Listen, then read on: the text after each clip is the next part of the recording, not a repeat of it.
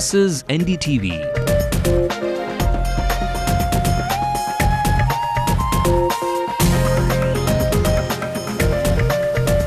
And you're watching NDTV Hindu.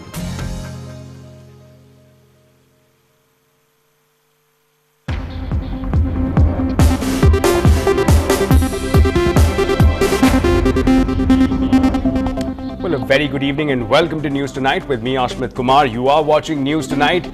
Now again, if you thought that the Congress had cold-shouldered the DMK, think again. The Grand Old Party dispatched the Home Minister P. Chidambaram to call on the Grand Old Man of Indian politics, Karunanidhi. But is this too little too late? NDTV's Chief Legal Correspondent Vaidyanathan will join us live from Delhi for more.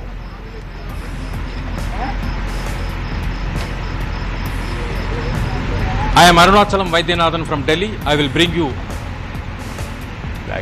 all the details on Karunanidhi's visit to Delhi to meet his daughter in Tihar jail. Right, Vaidyanathan, we'll come to you in just a bit, but for more updates, let's just take a look at the top stories at this hour. Congress's healing balm to the wounded first family of the DMK. Home Minister P. Chidambaram calls on the DMK chief.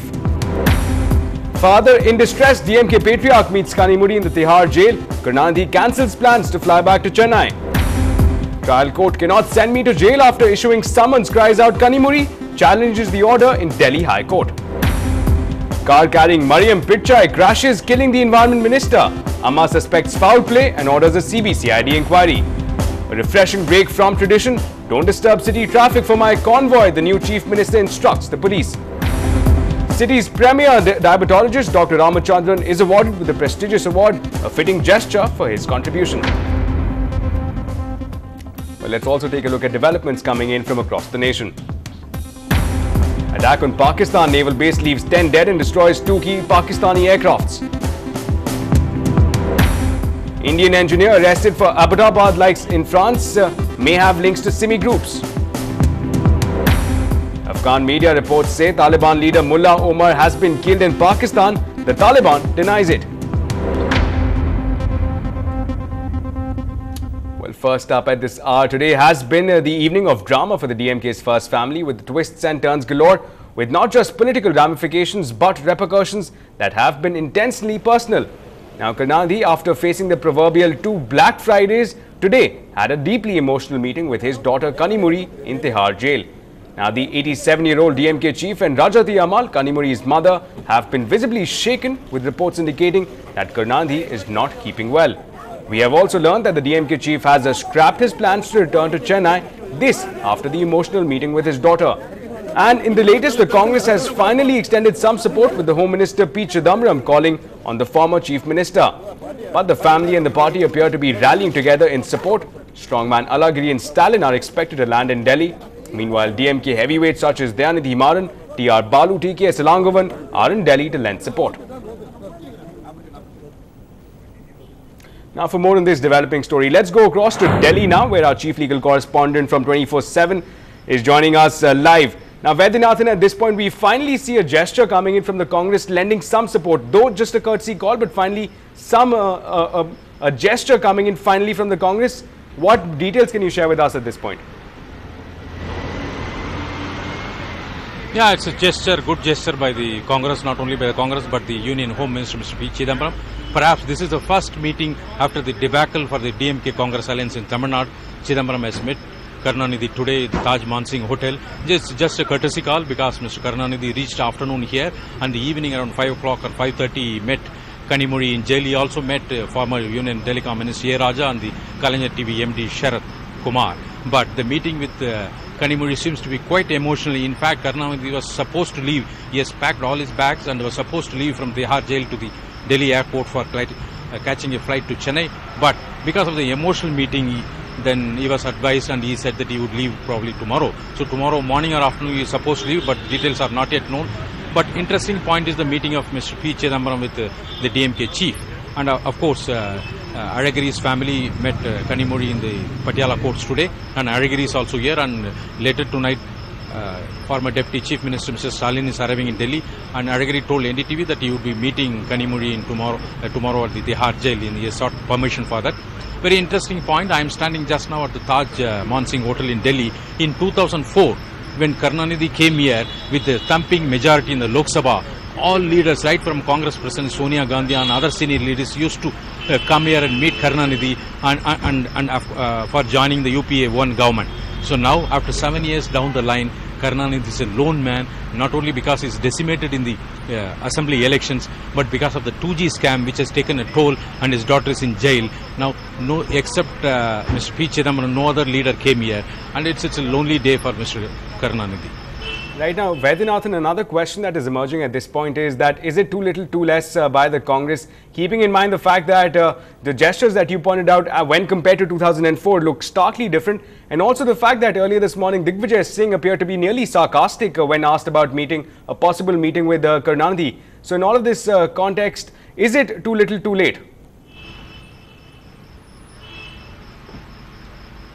One point, as far as Delhi politics is concerned, it's only in the number matters. If you have a number, everybody will come to you. In 2004, Karunanidhi had huge numbers of Lok Sabha, completely thumping majority, then everyone wanted him to be in their government. But now, he is in the assembly elections, has been completely wiped out. But of course, he has got 18 MPs. That's why Congress is keeping him, the alliance intact. So as for Digvijay Singh is concerned, of course he was there right from the morning in the hotel, but he said he has come to meet some other function, some other functionary. He didn't meet Karunanidhi at all. So as far the Congress is concerned, they want to keep the DMK in their alliance because they need 18 MPs. But as for the DMK is concerned, sources tell NDTV they are completely upset with Congress. The DMK cadre as well as MPs feel Congress could have done something, help them in the 2G scam, if not openly, at least to a certain extent, at least to keep Kanimozhi out of the jail. But they feel completely left out. That's why you see yesterday there was a dinner by the Prime Minister on the second anniversary of UPA 2, but no DMK minister attended. Only Mr. T.R. Bal was the lone representative. UPA government celebrating its second anniversary and 6 of its ministers not attending. It's a huge setback for the UPA also. Probably that was the protest probably wanted, the DMK chief wanted to convey to the central leadership of the Congress. Right now, Vaidyanathan, the Congress, as you said, appears to be playing the numbers game. But talking about Kanimozhi here, she is at the epicenter of the 2G saga that we see is playing out over the last few days. Now, talking strictly about Kanimozhi, she has applied for bail in the High Court. What are the prospects? The High Court has rejected the bail applications of the corporate chiefs, the corporate heavyweights. What awaits Kanimozhi? What are your sources, and what can the DMK patriarch, in fact, expect for his daughter? The first thing, as you rightly said, the Delhi High Court has rejected the bail petition of the 5 executives. So, which basically means everyone will think, so following that line, Kanimozhi may not get bail. So, that we'll have to wait and watch. But anyway, tomorrow the Delhi High Court may take up the case. But after taking up the case, they will issue notice to the CBI, and CBI will have to file its replies, and the argument will have to go on. So, it won't be over in a day or two. I think it may take at least a week or 10 days. Unless the Kanimozhi's lawyer urges the court to take up the petition because of the vacation, impending vacation of the Delhi, summer vacation of the High Court. But one point, the basic point raised in the Kanimozhi's petition is saying that the magistrate who cancelled or who rejected a bail plea, saying that the petition basically says the magistrate doesn't have any jurisdiction. Once summons has been issued, he should have accepted the bond and letter on bail. So that point they are going to raise in the Delhi High Court, and DMK lawyers told me that this point was not raised by the 5 people whose bail got rejected today. So we'll have to wait and see whether these things will click in the High Court. Of course, Kanimozhi's bail petition as well as Sharath's bail petition quotes 2 important law points which was laid down by the Delhi High Court in some other case granting such a same bail. So all these things we'll have to wait and see, but since Supreme Court is monitoring, probably the lower courts may be reluctant to grant bail. Anyway, we'll have to wait and see what happens for Kanimozhi's bail. Right, Vaidyanathan, thanks a lot for joining us from Delhi and sharing with us all those insights and perspectives. Of course, that's this picture that we're getting as far as Kanimozhi is concerned. It is a wait-and-watch approach, but nonetheless, what it appears to be a long and arduous journey that awaits the DMK chief's daughter. Let's move ahead now. Kanimozhi, who's been in Tihar jail since Friday, applied for bail in the Delhi High Court today. Now, the DMK MP has asked for bail on humanitarian grounds. In her bail appeal, she denied allegations of a strong association with A. Raja or any role in allocation of telecom license to Swan Telecom. Now, she wants bail on humanitarian grounds to take care of her son since the husband is employed abroad. Now, she also challenged the trial court order and claimed that the trial court cannot send her to jail after issuing summons. Now, Kanimuri also added that there was no chance of tampering with the evidence as the documents was already with the CBI.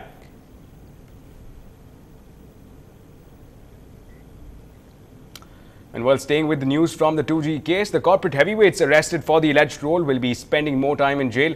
The Delhi High Court today dismissed the bail pleas of the 5, including Unitech MD Sanjay Chandra. Now, the 5 corporate executives who are in judicial custody had approached the Delhi High Court after a special court hearing the case rejected their bail applications. Now, they have all been booked for cheating, fraud and conspiracy.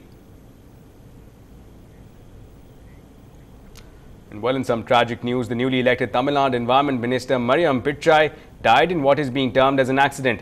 Now, travelling to Chennai to participate in the oath-taking ceremony, the car carrying the minister crashed into the rear end of a container lorry at 7 this morning. Now, the minister was reportedly killed on the spot. Now, this incident occurred at Padalur, about 30 kilometers from Trichy. He was about 61 years old.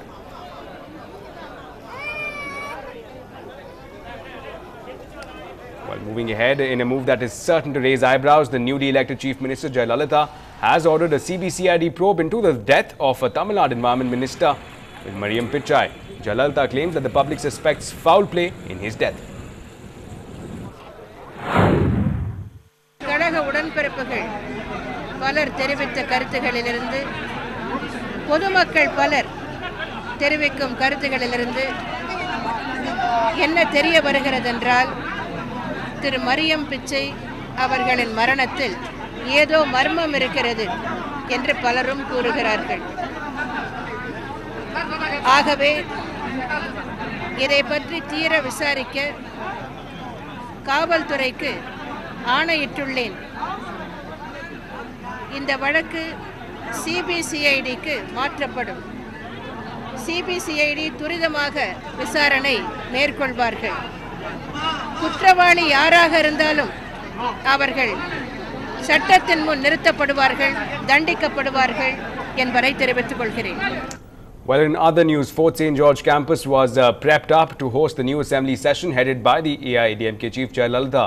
Now, riding the wave of anti-incumbency in April 13th elections, 146 MLAs from the AIADMK took an oath today.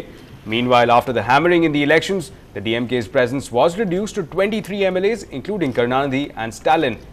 But with the pro-tem speaker already announced as Mr. Thamizhasan, all eyes will be on who the new speaker will be. Now, the election of the speaker and the deputy speaker of Tamil Nadu Legislative Assembly will be held on May 27th. Now, after the governor's address on June 3rd, the focus would then shift to the new budget that the new government will have to present.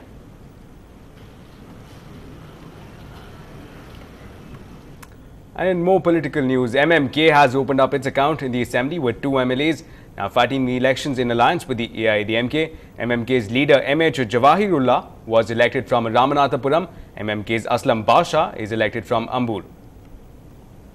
Nearly after 3 decades, a minority party fighting the election on its own symbol has got 2 seats, and myself and Aslam Basha have assumed our responsibilities as MLAs.